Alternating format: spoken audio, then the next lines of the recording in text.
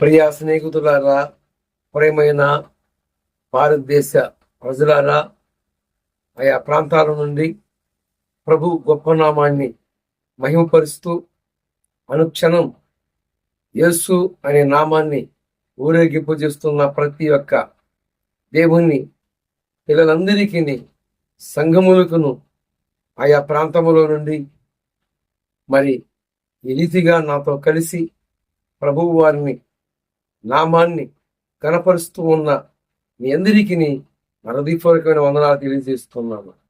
ఈరోజు బైబిల్ గ్రంథాన్ని మనము పరిశుద్ధ గ్రంథముగా ప్రతి క్రైస్తవుడు నిజదేవుని గురించి, మరి లోకంలో ఉన్న మానవ జాతి కోసమేనా ఆయన ప్రాణం పెట్టింది, లేక మనం ఎవరినైతే ఆరాధించామో, ఎవరికైతే ముఖ్యమో, ఎవరినైతే దేవుడు దేవతలు అని ఆరాధించామో వారందరి కోసము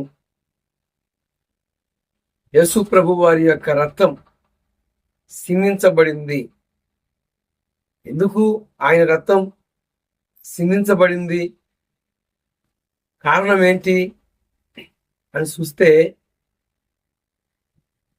ఈ లోకములో మానవులు, మనుషులు అని పిలువబడుతున్న వారందరి కోసం, తర్వాత పిచ్చిగా మూర్ఖత్వముతో మూర్ఖంగా సృష్టికర్తని విడిచిపెట్టి సృష్టికి సాగిలపడ్డాం.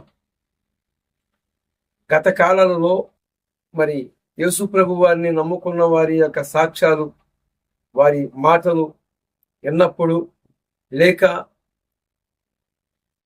మనము కూడా ఒకప్పుడు యేసు ప్రభు వారిని ఎరగనప్పుడు, క్రీస్తుకి ఎరపట ఉన్నప్పుడు, యేసు ప్రభు వారిని గుర్తించక మునుపు మన జీవితాలను చూసుకుంటే ఎంత అయోమయం, గందరగోళం అని చెప్పాలి.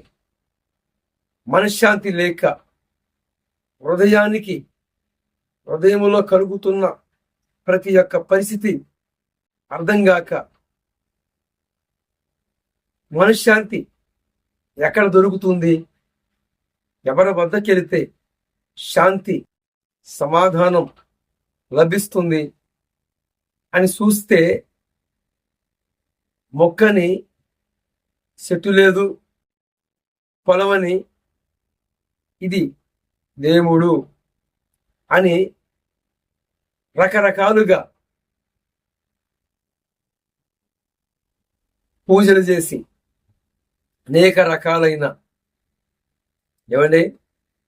ఈమె దేవత, ఈమె దేవుడు అని ఎన్నో రకాలైన పరిస్థితులు, ఎన్నో రకాలైన మార్గాలు, ఈ మార్గములో నాకు మనశ్శాంతి లభిస్తుందా, ఈ మార్గములో నాకు మనశ్శాంతి కలుగుతుందా అని పిచ్చిగా ఆరాధించి,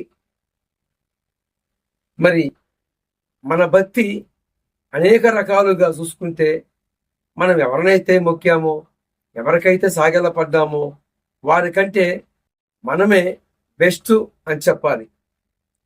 ఎందుకు అని చూస్తే, మనము ఎవరినైతే పిచ్చిగా ఆరాధించామో, ఎవరినైతే పిచ్చిగా మొక్కామో వారందరూ మనలాంటి స్వభావం కలిగిన మనుషులే గాని వారు చెయ్యెత్తి మొక్కాల్సిన వారు మటుకి కాదు అని చెప్పాలి.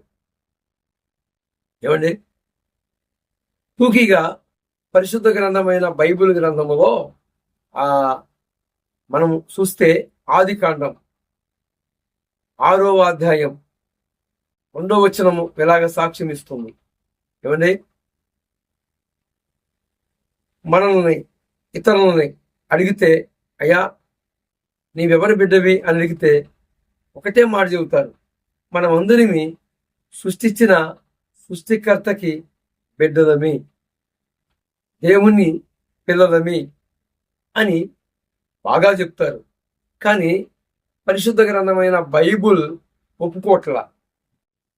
మరి ఎలాగా చెప్తావంటే ఇక్కడ ఆదికాండము 6వ అధ్యాయము 2వ వచనములో మనము నరుడి కుమార్తెలమి కుమారులమి